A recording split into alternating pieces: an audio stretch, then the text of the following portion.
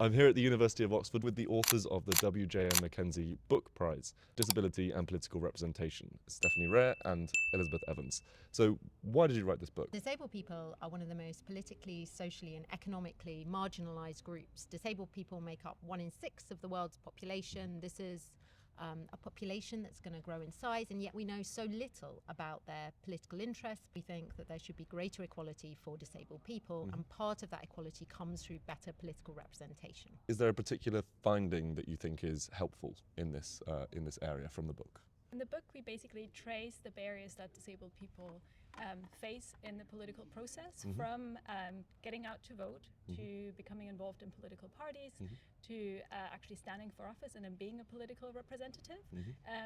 And I guess the most important finding is that disabled politicians and disabled people involved anywhere in the political process face a lot of barriers. The point at which the barriers seem to be most severe are actually within political parties. Are there any particular interventions that you think would be helpful to improve the situation for disabled people in politics?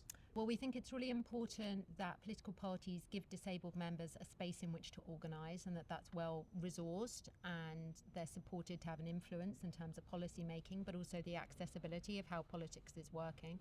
But we also think that it's important that the government introduces a fund that candidates can apply to help them meet the additional costs of putting themselves forward for elected office. There used to be a fund, and then it was cut, and then it was reintroduced, and then it was cut again. So we'd like it to be reintroduced permanently. And how can people get a hold of the book? Can purchase a copy of the book if they like, but we also have an audiobook available, which is also for purchase, and we have a free easy read version of the book accessible to anyone, we hope. Amazing. So